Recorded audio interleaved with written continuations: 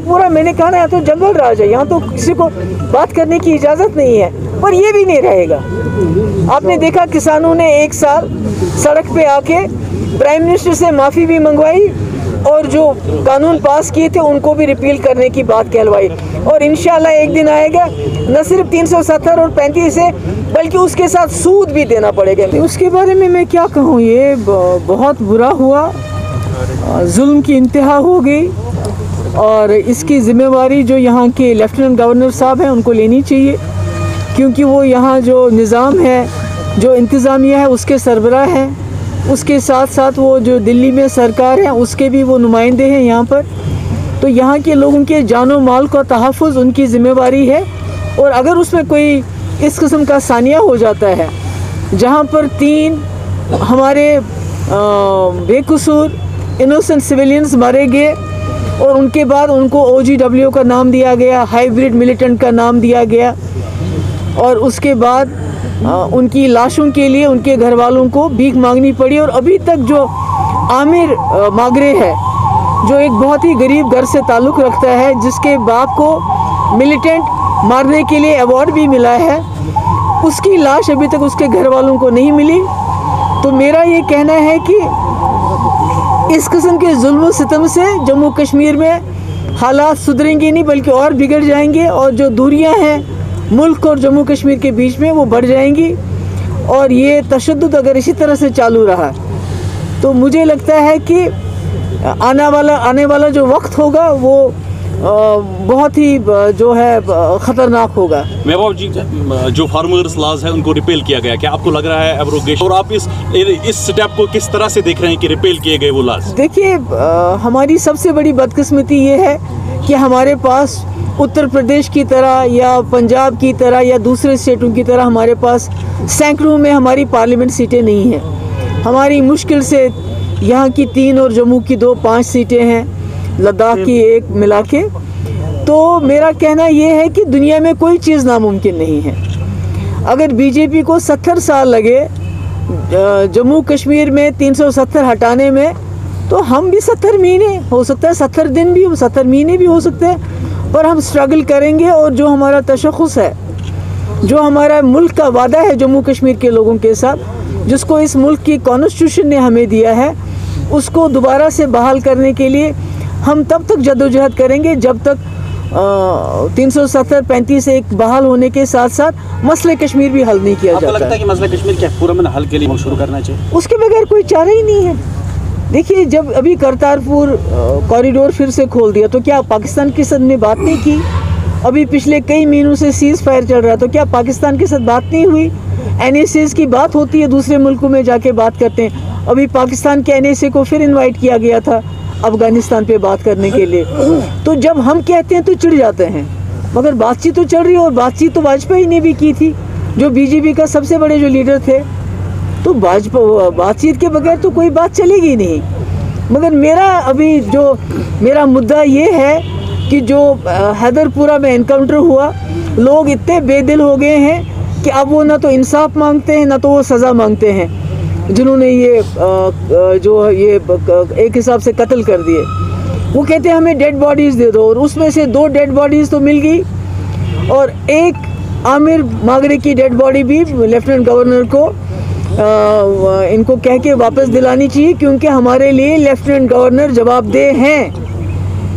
वो यहाँ नुमाइंदे हैं दिल्ली सरकार के, और जो भी कुछ यहाँ गलत होता है उसकी जिम्मेदारी उनको लेनी पड़ेगी।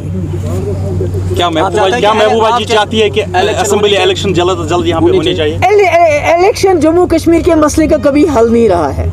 इलेक्शन आज हो कल हो, वो होते रहेंगे, आते रहेंगे, जाते रहेंगे। हाँ, बेचारे लोगों की जो रोज़मर्रा के रोटी, कपड़ा, मकान, सड़क, पानी, बिजली के लिए ज़रूरी है, मगर इलेक्शन मेरी तरजीह नहीं है। जब होते हैं तब होते हैं, हम उसके लिए तैयार हैं। मैम, नई पार्टियां वजूद में आ जाती हैं जम्मू कश्मीर में, जम्मू के बदले सिर्फ कश्मीर में ज़्यादा नई पार्टियां वजूद में आ जाती हैं, तो कहा जा रहा है कि मरकज़ की तरफ से इस तरह की कार्रवाइयाँ हो रही हैं। आपको क्या लग रहा है? देखिए, मुफ्ती क्या कहें? कोशिश ये है मरकज़ की तरफ से कि जितना हो सके जो मेजॉरिटी है उसके वोट को डिवाइड किया जाए। चाहे वो कांग्रेस के भी अब टुकड़े कर दिए गए, PDP से लोग निकाले गए, NC से लोग निकाले गए, और नई पार्टियां बनाई गई।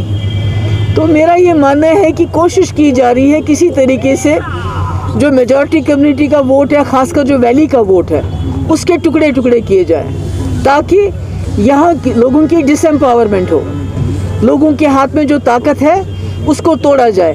पर मुझे ये यकीन है कि कश्मीर के लोग सियासी तौर पे बहुत बालिग है, वो समझते हैं इस चीज़ को, और जब वक्त आएगा तो वो सही फैसला करेंगे। कश्मीर में इस बात पे मैं क्या कहूँ, ये तो हमको सहना पड़ेगा, क्योंकि अगर हम किसी चीज़ के लिए लड़ने के लिए निकले हैं, अभी परसों मेरे भाई को बुलाया, उससे पहले मेरी माँ को बुलाया, उससे पहले मुझे बुलाया, ये तो धमकाने वाली बात है ना कि आप या तो खामोश हो जाओ या हम आपको जेल में डाल देंगे। और ये तो मेरी बात नहीं है, यहाँ जो जर्नलिस्ट हैं जी, जो आप लोगों का तबका है, आपको तो बात करने नहीं देते हैं, सच बोलने नहीं देते हैं। आपके पीछे UAPA, आपके पीछे NIA, आपके पीछे PSA, तो ये तो किसी को भी बात करने नहीं देते। यहाँ तक कि जो अतहर मुश्ताक है, जिसको HMT में इसी तरह मारा गया जैसे परसों ये लोग हैदरपुरा में मारे गए, और उसका बाप भी चीख रहा था कि मेरे बच्चे की लाश मुझे दे दो, और उसको UAPA लगा दिया।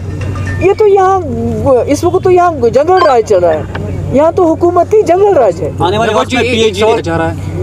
नहीं, राइट टू स्पीच क्या, यहाँ तो सब कुछ दबाया जा रहा है। इसको तो बहुत बड़ी जेल बनाया गया है, यहाँ तो घरों को जेल बनाया गया है, क्योंकि बाहर से रोज सुनते हैं हम इतनी CRPF आ गई, इतनी BSF आ गई, इतनी आर्मी आ गई। वो किस लिए आ रही है? कश्मीर तो ऑलरेडी एक खुला जेल है, मगर अब घरों में हमारे लोगों को कैद करके, क्योंकि बाहर CRPF वाला खड़ा होगा, बाहर BSF होगा, बाहर आर्मी का बंकर होगा, तो ये तो पूरे वादी को ही जेल बनाना चाहते हैं। वादी कश्मीर बिजली देखिए, ये तो इस वक्त तो सारी जो जम्मू कश्मीर की हालात ऐसे ही ख़राब है। आप खुद सोच सुनते हैं, जम्मू जिसको कहते थे कि बड़ा कुछ 370 ख़त्म होने के बाद दूध की नदियाँ बहाएंगे हम जम्मू में, वहाँ बिजली नहीं होती, वहाँ का किसान दरबदर है, उसको ओले पड़ गए तो अभी तक उसको कोई मुआवजा नहीं है। तो कश्मीर और जम्मू की बात नहीं है, हर जगह अफरा तफरी है। श्रीनगर में भी बिजली का निज़ाम जो मीटर्ड एरिया है वहाँ भी ठप है, और जाहिर सी बात है ये दूर दराज इलाके, यहाँ भी हालात ख़राब होंगे। और हालांकि गवर्नर साहब ने कहा था बर्फ़ के साथ बिजली भी चलेगी, पर अभी तो बर्फ़ का नामो निशान नहीं, पर बिजली गायब है।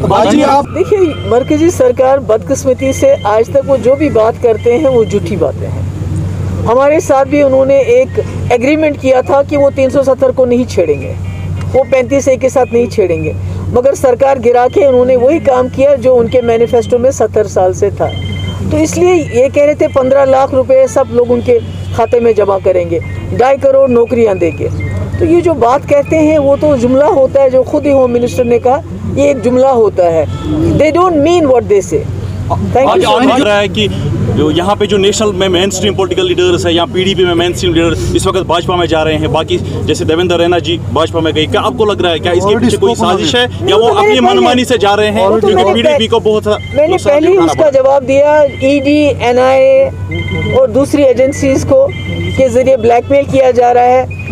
जो ब्लैकमेल, कुछ को लालच दिया जा रहा है, जो लालच से नहीं मानते उनको ब्लैकमेल किया जाता है। अभी हमारा 1-1.5 साल होने का है, हमारा यूथ प्रेसिडेंट बंद है, उसको ये कहा गया कि तुम PDP छोड़ो और A या B पार्टी में चले जाओ। इंजीनियर रशीद आज तक जेल काट रहे हैं उस हवाले से। नहीं, इंजीनियर रशीद साहब भी बंद है, और मैं उम्मीद करती हूँ और मुझे यकीन है कि इलेक्शन से पहले उनको छोड़ दिया जाना चाहिए। मेरा सवाल इस तरह से उन्होंने 1 साल धरना देके, पूरा मुन धरना देके उन्होंने अपने हुकूक हासिल किए। पर हमारी बदकिस्मती ये है कि जम्मू कश्मीर में यहाँ के लोगों को धरना तो दूर की बात है, बात करने नहीं देते हैं। दम घुटता है, कोई बात करते तो दूसरे दिन उसको पुलिस बुलाती है। वही मैंने कहा, आप लोग कोई सच्ची बात कहते हो तो दूसरे दिन आपको भी थाने में बुलाया जाता है। बताओ क्यों बोला ऐसा, क्यों आपने ये वीडियो, हमारा एक जो है तालिब चौधरी, उसने वो जो सोमो ड्राइवर को मार दिया उन्होंने, उसका वीडियो चढ़ाया। अभी 14 दिन वो जेल के अंदर था, तब जाके उसकी जमानत हुई है। यहाँ तो पूरा, मैंने कहा ना, यहाँ तो जंगल राज है, यहाँ तो किसी को बात करने की इजाज़त नहीं है, पर ये भी नहीं रहेगा। आपने देखा किसानों ने 1 साल सड़क पे आके प्राइम मिनिस्टर से माफ़ी भी मंगवाई, और जो कानून पास किए थे उनको भी रिपील करने की बात कहलवाई। और इंशाल्लाह एक दिन आएगा, न सिर्फ 370 और 35 से, बल्कि उसके साथ सूद भी देना पड़ेगा इनको। शुक्रिया।